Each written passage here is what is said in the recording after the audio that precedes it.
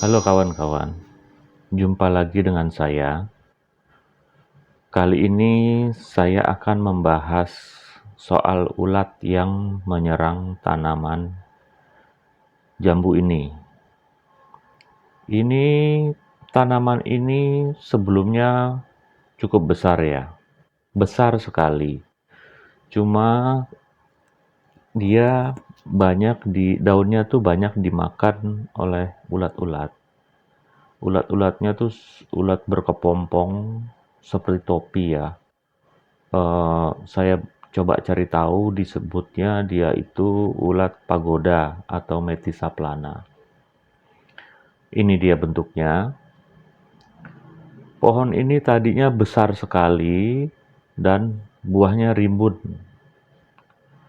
Tapi karena diserang ulat dan saya nggak bisa nyemprot secara keseluruhan, maka mau nggak mau pohon ini harus saya pangkas supaya saya bisa menjangkau bagian yang paling kecil. Ini daun-daunnya yang rontok dan ulatnya sangat banyak sekali. Batangnya pun jadi mengerikan kalau kita perhatikan. Di setiap batang dia tumbuh, di setiap daun dia makan sampai bolong semuanya. Hasilnya nggak ada sama sekali. Ulat ini dikenal dengan kemampuannya yang cepat merusak tanaman, termasuk contohnya tuh tanaman jambu, sawit, coklat, mangga, alpukat dan kelengkeng, juga dan lain-lain. Ulat ini menyerang tanaman jambu saya karena lingkungan tropis yang mendukung kehidupan mereka. Hama ini sangat merusak bagian daun, menyebabkan tanaman kurang optimal dalam proses fotosintesis karena daunnya yang hancur. Itu dia masih hidup ya. Kita bisa lihat dalamnya ulat. Akhirnya berdampak jelek untuk hasil buah dan kemudian buahnya juga hasilnya menurun, nggak besar seperti awalnya waktu ketika belum banyak hama ini. Nah, ini adalah pohon jambu di samping rumah saya yang lain yang saya coba untuk menahan jangan sampai terinfeksi, tapi sulit juga karena lumayan jaraknya tuh sekitar 5 meter, tapi tidak parah seperti yang tadi. Dan di sebelah pohon jambu air ini juga ada pohon mangga. Pohon mangga hanya sedikit terinfeksi, yang lebih banyaknya ada di pohon jambu. Nah, sedangkan di pohon jambu Jamaika saya tadi itu sudah habis benar-benar. Ini dia. Ulat ini memiliki ciri yang mudah dikenali. Biasanya berwarna hijau kekuning-kuningan dengan garis hitam yang jelas pada tubuhnya. Mereka sering ditemukan di bagian bawah daun jambu, di mana mereka memakan daun hingga habis. Jika serangan terus berlangsung tanpa penanganan, tanaman ini akan kekurangan energi untuk tumbuh dan menghasilkan buah yang kurang baik. Ini sampai batangnya pun ditumbuhi hama.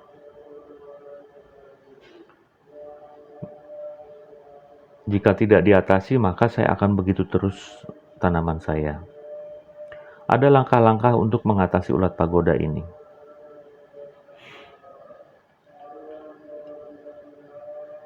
Ini saya papas ujungnya karena saya nggak bisa menggapai bagian atas. Nah, ini ada salah satu insektisida yang saya gunakan. Nanti saya aplikasikan, namanya diazinon. Saya tahu ini dari teman. Mudah-mudahan ini bisa berfungsi optimal. Dan di sana juga ada tulisannya Metisa plana, yang saya anggap ulat pagoda ini jenisnya adalah Metisa plana. Saya coba cari tahu tentang ulat ini, dan ini yang paling mendekati ke ulat pagoda tersebut.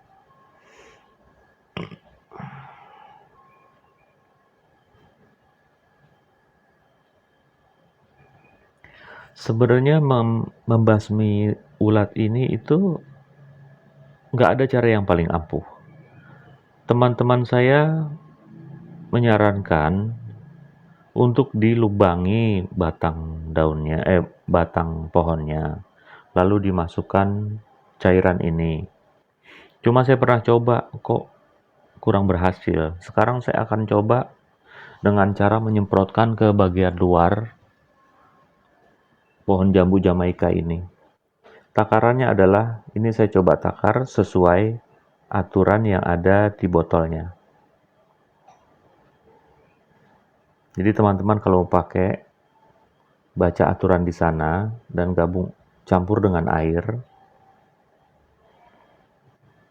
Karena saya nggak punya semprotan yang besar, maka saya gunakan semprotan tanaman saya nih. Tapi dia cukup kok untuk mengcover area yang sudah saya siapkan, yang sudah saya papas batang dan daun-daunnya.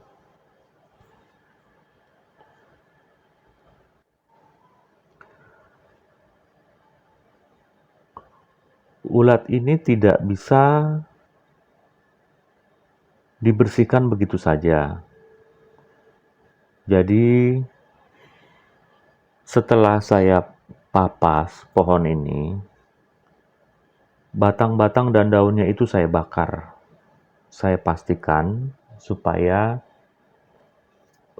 anak-anaknya atau generasi yang berikutnya itu ikut mati.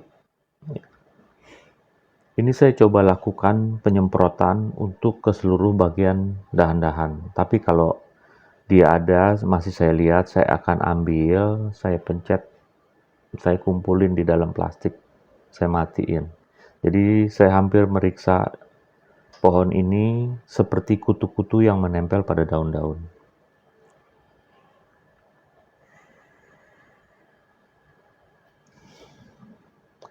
Saya coba gunakan insektisida alami yang agak aman bagi daun dan bagi buah dengan dosis yang sudah disesuaikan. Kemudian pemangkasan daun tadi sangat memudahkan kita ya. Pada akhirnya nanti daun yang terinfeksi akan saya bersihkan juga. Ini saya pertahankan, tidak semua saya bersihkan dulu karena saya nanti menunggu tunas-tunas yang akan muncul. Kalau semua daunnya saya habiskan, saya khawatir pohon akan mati karena tidak bisa menyerap sinar matahari.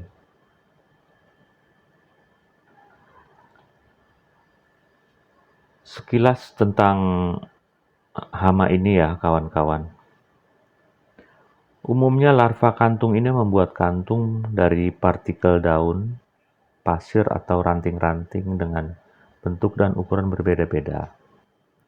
Kantung akan semakin membesar seiring dengan pertumbuhan larva. Pada kantung terdapat dua lubang, yaitu lubang atas dan bawah. Saat makan atau berpindah tempat, larva akan mengeluarkan kepala dan tungkai aslinya dari bawah pagoda, sedangkan kotorannya akan dikeluarkan melalui lubang pada bagian atas. Larva yang baru menetas dari telur kadang-kadang memakan induknya sendiri yang telah mati, atau telur lainnya yang tidak menetas. Larva yang telah menetas segera keluar dari kantung, mulai berkembang biak. Ini adalah pasca 10 hari setelah penyemprotan. Daun-daun bolong masih ada yang nantinya akan rontok dengan sendirinya dan digantikan dengan daun baru. Kemudian setelah 15 ke 20 hari daun-daun semakin besar, terlihat daunnya cantik-cantik, lebar, batangnya sehat, bersih, dan kutu-kutu itu sudah tidak ada lagi. Tapi saya pastikan hama itu akan saya awasi sampai perkembangan pohon ini normal kembali. Demikianlah penjelasan saya. Untuk teman-teman yang masih ada pertanyaan atau mau sharing, silahkan tulis di kolom komentar. Nanti kita akan membahasnya bersama-sama. Senangnya lihat pohon di rumah kita yang sudah kembali cantik dan sudah kembali sehat seperti ini. Karena rumah sudah teduh lagi dan enak dipandang dengan tanaman yang kembali hijau. Terima kasih kawan-kawan.